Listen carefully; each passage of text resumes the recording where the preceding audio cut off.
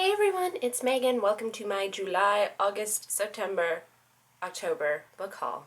It has been an insanely long time since I have done a book haul, and yeah, it's very overdue. I actually shot one about a month and a bit ago, and then it just got too late, and the books just kept piling up, so I was like, screw it, I'll just do one big, large book haul.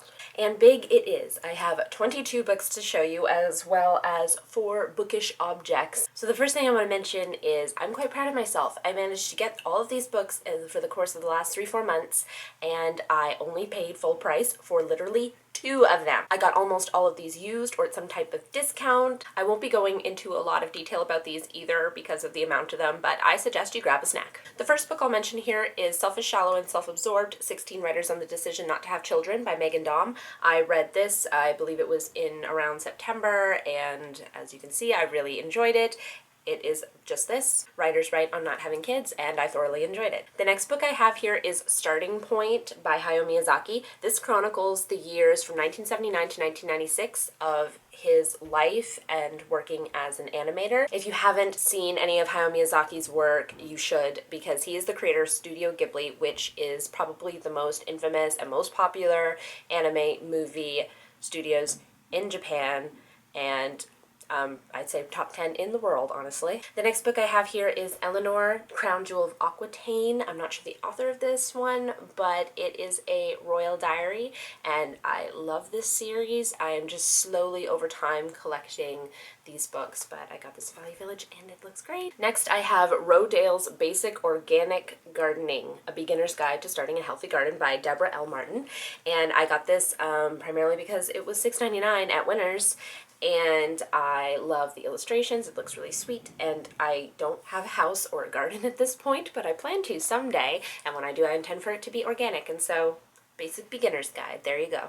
Next book I have here is Harry Potter and the Order of the Phoenix by J.K. Rowling. This was only $2 at Value Village, and I got it because my hardcover copy at home is starting to fall apart, and so when I reread the series again, which I intend to do next year, but more on that later, yeah, I wanted to have my own copy, and this is in perfect condition, so it's great. Next up, I have The Bat Poet by Randall Jarrell with pictures by Maurice Sendak. I read a sort of biography of the compilation of work by Maurice Sendak a few months ago, and ever since then I've been really interested in his illustration, and you would know him as the illustrator and author of Where the Wild Things Are. He just has a very beautiful style, and so I wanted to collect more of his work. The next book I have here is The Prime of Miss Jean Brodie by Muriel Spark. This, I believe, is about a school teacher in the 60s that gets involved in salacious activities with one or more of her students. I can't wait to read this, and then I can't wait to watch the film, which came out in the 60s, starring a young Maggie Smith. The next book I have here is The Thornbirds by Colleen McCullough. This is somewhat of a classic, and it is very, very chunky, and that is because it covers the 3 generations of a family in the Australian outback. Yes, this is the official copy that is in chapters today, and I found it at a secondhand bookstore for only $7 instead of $20. There are a couple of women in my family who have read this book and really enjoyed it, and so I can't wait to read it too. The next book I have here is The Lord of the Rings, The Fellowship of the Ring by J.R.R. Tolkien with illustrations by Alan Lee. This is the first book from the trilogy of the set that I want to acquire of this infamous trilogy, and that is because of these glorious illustrations throughout the book. So books 2 and 3 are on Book Outlet, and I need to pick those up for myself so that I can finally read this series. I read The Hobbit last year and loved it. I have a feeling that I'm going to be a big Tolkien fan. My dad is. So, yeah. Next up, we have Ghost at a Watchman by Harper Lee. This is the sequel to Kill a Mockingbird. That's gotten some attention, but not a whole lot of people on BookTube have read it. So I don't have a whole lot of opinions to go on, although the reviews that I've heard about this are pretty split 50-50. There's been a lot of controversy over some of the stuff, the decisions that Harper Lee chose to make regarding some of the main characters, but I'm interested myself to see what happens. Next, I have The Novel Cure, An A to Z of Literary Remedies by Ella Bertaud and Susan Elderkin. And this is a gorgeous book that I have wanted to pick up for years, and when I saw it for $4 at Value Village, I was like, yep, this is going to be mine. And it is wonderful.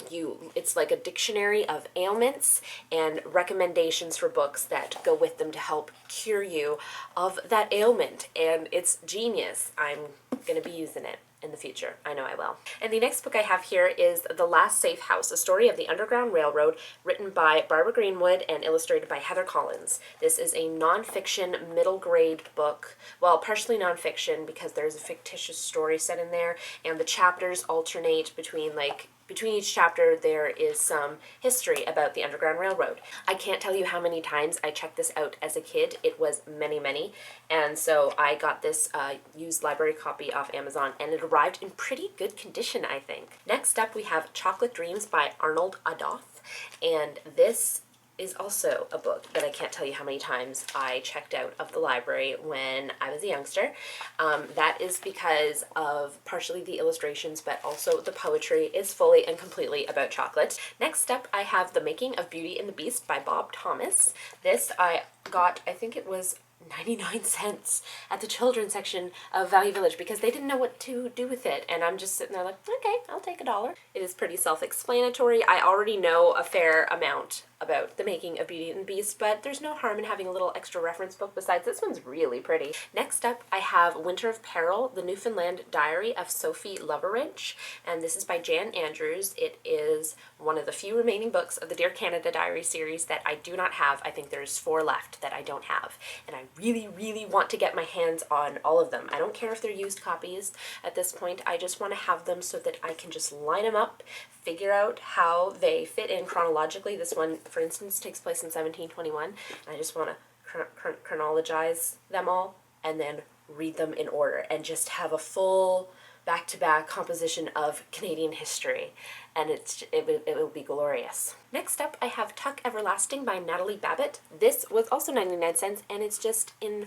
perfect condition, and it's so cute, and it is by Natalie Babbitt, who is one of my favorite storytellers. She wrote The Search for Delicious, and she has a really great sense of humor and mystical, magical realism aspect to her stories. A lot of them are like fairy tales, and this one I think is more not contemporary, but contemporary to when it was written. I'm really excited to read this. This is a required reading for a lot of middle grade children, so I may as well read it too. Next up, I have Mary Poppins by P.L. Travers. This is the first book in the Mary Poppins series, and I obviously, like everybody, I watched and loved the movie as a kid, and I have not read the book yet. And I found this in perfect condition for just $2 at a used bookstore, and so yeah, I thought why not. And the next book I have here is My Life in France by Julia Child. This book I read over 3 years ago, and I loved it, and I wanted to have a copy for myself so I could reread it, and I found it for, I think, $4 at Value Village, and it is just a nonfiction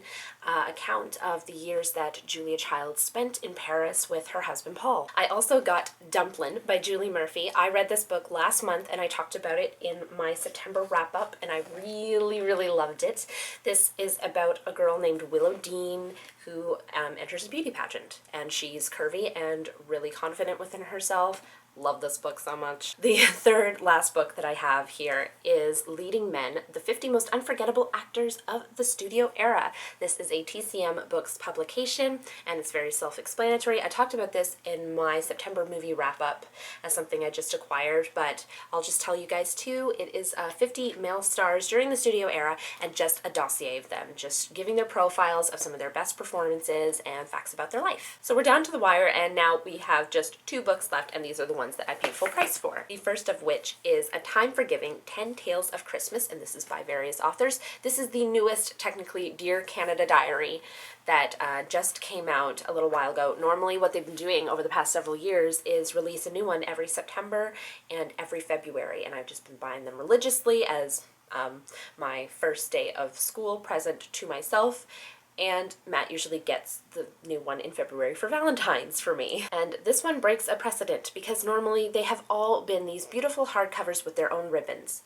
This, on the other hand, is a paperback, and it's weird, and I don't quite like it. But it did make it slightly cheaper, and it is not the kind of paperback that I thought it was going to be. It's a little better than that, but anyway. I will still be reading this at around Christmas time, and I predict that I will still love it. And the last book I picked up was Eat Yourself Calm, Ingredients and Recipes to Reduce the Stress in Your Life by Gil Paul. So that also is pretty self-explanatory. It's got just a section in the beginning of different foods that will calm you down and make you feel better if you're living a stressful life, and then the last 2/3 of the book are recipes, just various snacks, dinners, desserts, to help calm you down. And I think this is a really good idea. I saw this and I thought, you know what, this is a purchase for my health. Probably a good idea. So we're finally down to the last little section of this book haul. I just wanted to show you guys some bookish things that I have picked up over the last little bit. And the first thing is these amazing Jane Austen temporary tattoos. There are 22 of them, and I'll just show you a little sampling here of what they look like. I got this for 12 bucks at just a little specialty shop downtown. And if you know me, I am a huge Jane Austen lover. So yeah, I was really thrilled to pick these up. The next thing I'll show you is the backpack that I picked up for first day of school. And it is this classic Penguins tote bag. It's made out of canvas. It's really durable and I love it. I've gotten a lot of compliments on it, and that is because it is so cool. And the second last thing I have to show you is my agenda. It is this beauty. It is designed by Kate Spade, and I got it at Chapters. As soon as I saw it, I knew I had to have it. It is watercolor. It is book titles. There is an owl, and it just screams me. It's very pretty on the inside as well, but I just love the bookish theme to it. I wanted a bookish theme to everything I could possibly have related to school this year. And the last thing I have to show you guys, I just got about a week ago, but honestly, I love it so much. I have not taken it off. I think I've taken off maybe one day out of the last week, and it is this time turner that I got back at home in Moncton for only 10 bucks. I've seen the same thing up here in Halifax for $20. And it's not a legit time turner. I mean, there's random words written on the outside, and I don't think that's what it was intended for, but I will still wear it as a time turner, and I just love it so much. Alrighty guys, that is it for my rather massive book haul. Please comment down below and let me know if you have read any of the books that I have presented here today and which ones you think that I should pick up first. So thank you guys so much for watching. I hope you have a great week, and I shall see you soon with another video. Bye everyone!